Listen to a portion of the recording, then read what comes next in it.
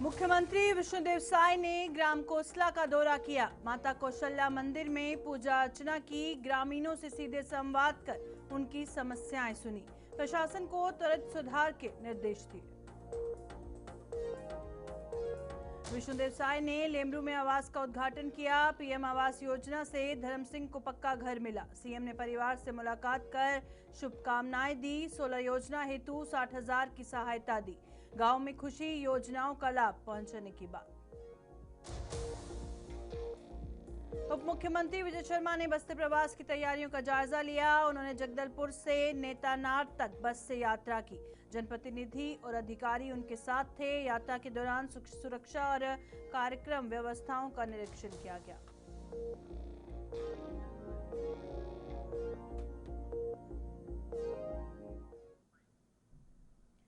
नमस्कार, छत्तीसगढ़ का ये बुलेटिन देख रहे हैं आप और मैं हूं प्रियंका गुप्ता आपके साथ। तो चलिए शुरुआत करते हैं खबरों की। छत्तीसगढ़ के मुख्यमंत्री विष्णुदेव साय ने सुशासन तिहार के तहत जांजगीर चांपा जिले के पामगढ़ विकासखंड स्थित ग्राम कोसला का दौरा किया। उन्होंने माता कौशल्या मंदिर में पूजा अर्चना कर प्रदेशवासियों की सुख समृद्धि की कामना की। मुख्यमंत्री ने ग्रामीणों से सीधे संवाद करते हुए उनकी समस्याएं सुनी और सरकार की योजनाओं के लाभ और क्रियान्वयन की स्थिति का जायजा लिया। वित्त मंत्री ओपी चौधरी भी मौके पर मौजूद रहे और ग्रामीणों ने अपेक्षाएं और सुझाव रखे, जिन्हें ध्यान में रखते हुए मुख्यमंत्री ने प्रशासन को त्वरित सुधार के निर्देश दिए। ये दौरा जनसंपर्क और सुशासन को मजबूत करने का महत्वपूर्ण प्रयास माना जा रहा है। वासियों को नमस्कार, जोहार, राम राम। आप सबको मालूम है कि अभी हमारे प्रदेश में सुशासन तिहार चलत है।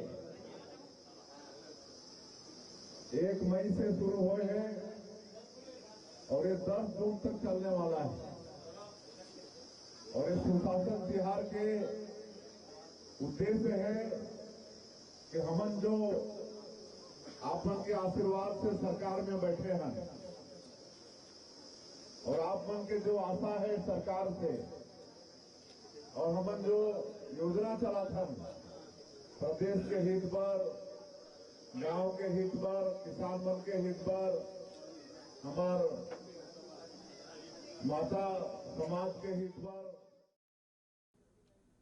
छत्तीसगढ़ के उप मुख्यमंत्री और गृह मंत्री विजय शर्मा ने बताया कि 18 मई से पूरे प्रदेश के 33 जिलों में 112 इमरजेंसी सेवा लागू होगी। इससे नागरिक त्वरित पुलिस सहायता प्राप्त कर सकेंगे और रायपुर पुलिस लाइन से केंद्रीय गृह मंत्री अमित शाह की उपस्थिति में सेवा की शुरुआत होगी और प्रदेश भर में 400 वाहन तैनात किए जाएंगे।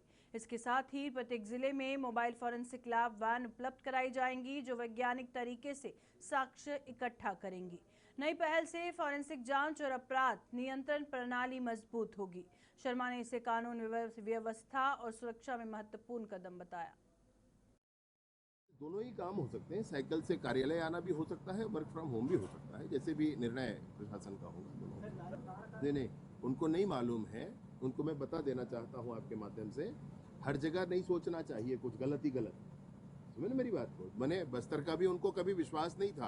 आज भी कांग्रेस का कोई नेता इस बात को मन से बोल नहीं सकता है कि नक्सल कैडर समाप्त हो गया है करके। वो बोलने में भगवान जाने क्या ये है। मैंने झीरम जैसा दंश झेलने के उपरांत भी ये स्थिति है। खैर, इस बात पर मैं आपको ये बताना चाहता हूँ, आपके माध्यम से माननीय दीपक वैद्य जी को बताना चाहता हूँ कि ऐसे 20 बिंदु राष्ट्रीय स्तर पर निर्धारित हुए हैं राष्ट्रीय बैठक में, और उन 20 बिंदुओं पर ही चर्चा करने के लिए माननीय राज्यपाल जी का प्रवास होता है।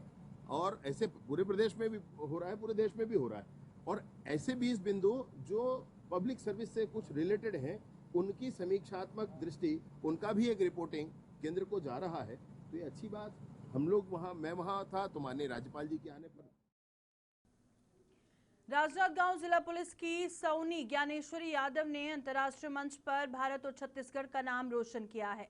27 अप्रैल 2026 को एपिया समोआ में आयोजित यूनिवर्सल वेटलिफ्टिंग कप में उन्होंने 12 देशों के बीच शानदार प्रदर्शन किया और आपको बता दें कि स्नैच में क्लीन एंड जर्क में 107 किग्रा और कुल 194 किग्रा में उन्होंने 3 स्वर्ण पदक अपने नाम किए। इसके बाद 12 से 18 मई 2026 तक गांधीनगर गुजरात में सीनियर एशियन चैंपियनशिप में स्नैच में रजत और कुल 194 किलोग्राम में कांस्य पदक जीता। रायपुर पुलिस कमिश्नरेट के सेंट्रल जोन में जिला स्तरीय औषधि निपटान समिति ने 97 प्रकरणों में लगभग 5.65 करोड़ रुपए मूल्य के मादक पदार्थों का विधिवत नष्टीकरण किया और इस कार्रवाई में 494 किलोग्राम गांजा, 11,964 कैप्सूल, टेबलेट, 11.217 किलोग्राम चरस, ब्राउन शुगर, MDMA और कोकीन शामिल थे। पुलिस उपायुक्त उमेश प्रसाद गुप्ता की अध्यक्षता में MSSMS वाटरग्रेस एनवायरोप्रोटेक्ट में नष्टीकरण किया गया। पुलिस ने सभी वैज्ञानिक और पर्यावरणीय मानक पूरे किए।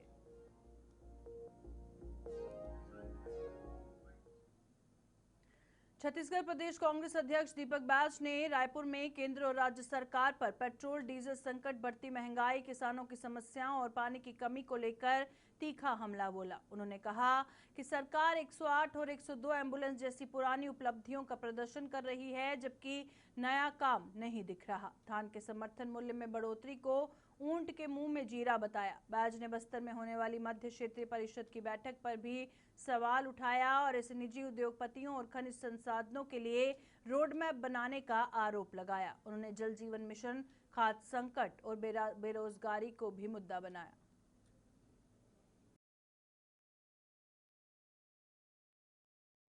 वर्तमान समय में धान की कीमतों पर 72 रुपए बढ़ाया है।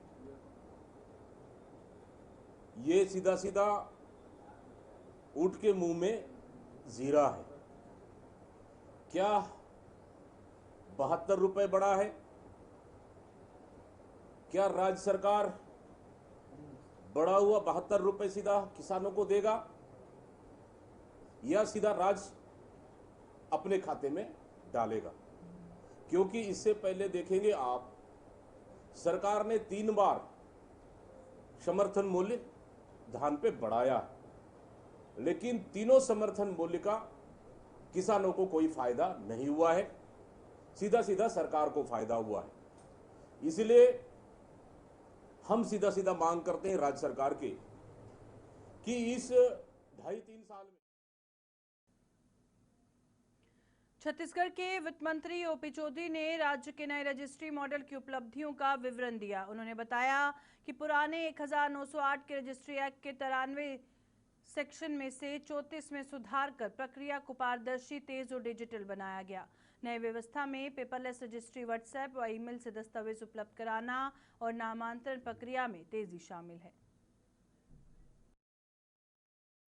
एक्चुअली लगभग 1.5 सालों का बहुत विभाग के सभी कर्मचारियों का, अधिकारियों का, पूरे डिपार्टमेंट का, जनप्रतिनिधियों से विभिन्न प्रकार के सुझाव प्राप्त करके एक बहुत डीप वर्किंग की गई और पूरे रजिस्ट्री एक्ट जो है 1908 का, 100 साल पहले जो बना था, उसमें लगभग 90 से अधिक सेक्शंस हैं, 93 सेक्शन है, उसमें से लगभग 34 सेक्शन, लगभग 1/3 एक्ट को ही रिफॉर्म की दृष्टि से बदलने का काम किया गया और स्टार्ट टू एंड, शुरू बिंदु से लेकर के आखिरी बिंदु तक पूरे रिफॉर्म्स को लागू किया गया है। 10 क्रांतियों के रूप में पहले बड़े सुधार किए गए थे, उसके बाद अलग अलग पक्षों को देखते हुए बड़े रिफॉर्म्स लगातार किए जा रहे हैं और अभी आप मॉडल रजिस्ट्री ऑफिस जो बन रहे हैं वहाँ पर जाते होंगे तो कम्प्लीटली आपको फील हो।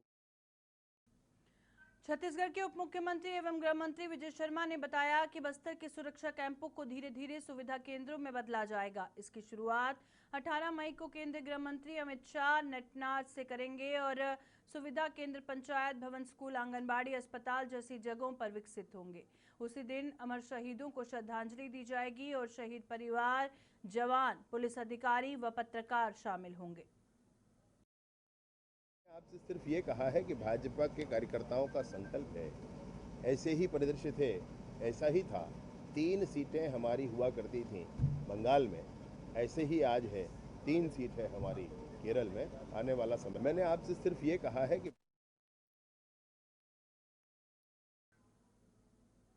छत्तीसगढ़ के मुख्यमंत्री विष्णुदेव साय ने सुशासन तिहार के तहत कोरबा के लेमरू में प्रधानमंत्री आवास योजना ग्रामीण के हितग्राही धर्म सिंह के नए घर का उद्घाटन कर गृह प्रवेश कराया। कच्चे मकान में रहने वाले परिवार के ये भावुक पल रहा और मुख्यमंत्री ने कहा कि यह योजना गरीबों को सम्मान और सुरक्षा देती है। उन्होंने परिवार से मुलाकात कर शुभकामनाएं दी और बच्चों को शिक्षा के लिए प्रेरित किया। साथ ही सोलर पैनल हेतु 60,000 रुपए की सहायता दी।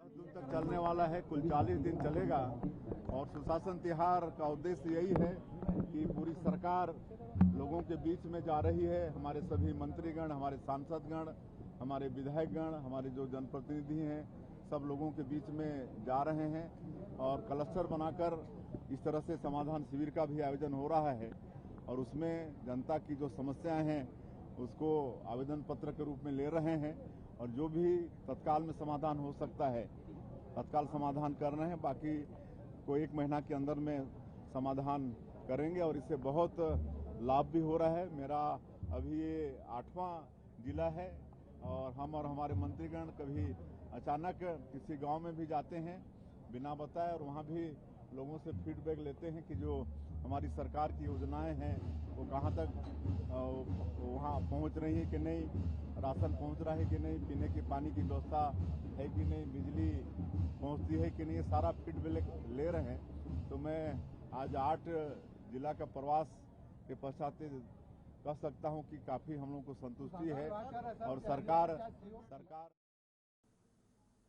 उप मुख्यमंत्री विजय शर्मा ने कबीरधाम के तरेगांव जंगल में सुशासन तिहार के तहत समाधान शिविर में ग्रामीणों से सीधे संवाद किया और समस्याओं के त्वरित निराकरण के निर्देश दिए। उन्होंने कहा कि यह अभियान शासन और जनता के बीच विश्वास बढ़ाने का माध्यम है। शर्मा ने 100 करोड़ की जल योजना से 66 गांवों को पेयजल, 50 करोड़ की सिंचाई परियोजना से 19 गांवों को लाभ मिलने की जानकारी दी। साथ ही 5,000 से अधिक आवास, 19 सड़कों की मंजूरी और स्वास्थ्य सेवाओं के विस्तार का भी उल्लेख किया तथा महिला सशक्तिकरण योजनाओं पर जोर दिया।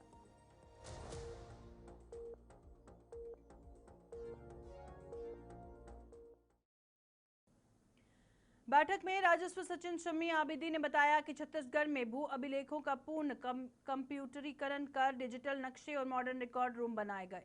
भूइयां पोर्टल से किसान डिजिटल खसरा डाउनलोड कर सकते हैं और रेवेन्यू ई कोर्ट और ऑनलाइन ऑटो डाइवर्जन से पारदर्शिता बढ़ा दी।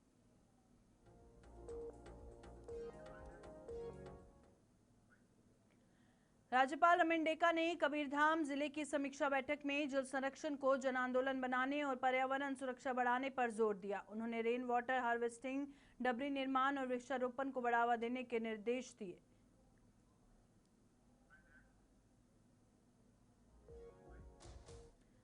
छत्तीसगढ़ के वित्त मंत्री ओपी चौधरी ने रायगढ़ में जुआ सट्टा सिंडिकेट पर बड़ी कार्रवाई के बाद पूर्व मुख्यमंत्री भूपेश बघेल पर तीखा हमला बोला।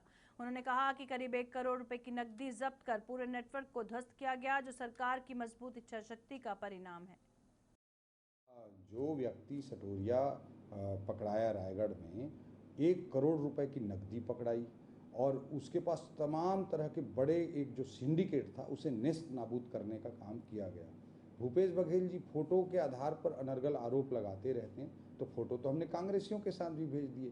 तो भूपेश बघेल जी को मैं पूछना चाहता हूं, क्या वही आरोप जो भाजपा के नेताओं पर लगा रहे थे उस फोटो के आधार पर कांग्रेस के नेताओं पर लगाएंगे क्या?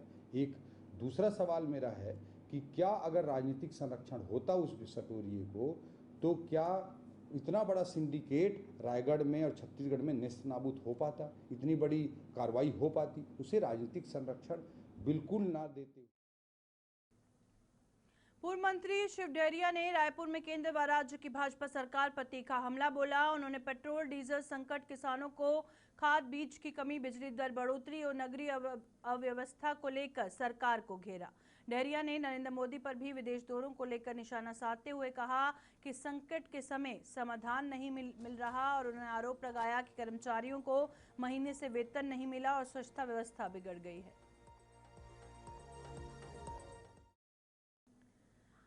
छत्तीसगढ़ी सिनेमा के महानायक और विधायक अनुज शर्मा ने अपना 50वां जन्मदिवस सेवा और जन सरोकारों के साथ मनाया, जिसमें मुख्यमंत्री विष्णुदेव साय मुख्य अतिथि रहे। इस मौके पर उन्होंने फिल्मी करियर के 25 साल भी पूरे किए और कार्यक्रम के 63 मेधावी छात्रों को सम्मान, दिव्यांगों को सहायता और समाज प्रमुखों का अभिनंदन किया।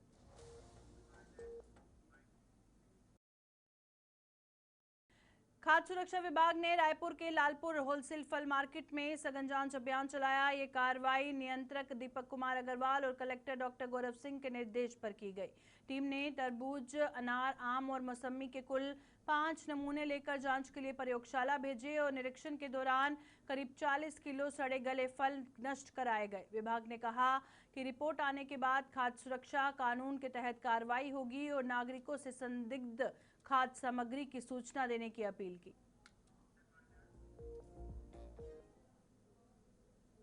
उप मुख्यमंत्री एवं गृह मंत्री विजय शर्मा ने बस्तर में केंद्रीय गृह मंत्री अमित शाह के प्रस्तावित प्रवास की तैयारियों का जायजा लिया। उन्होंने जगदलपुर में से नेतानार तक बस तक द्वारा यात्रा करते हुए सुरक्षा, प्रशासनिक और कार्यक्रम व्यवस्थाओं का निरीक्षण किया।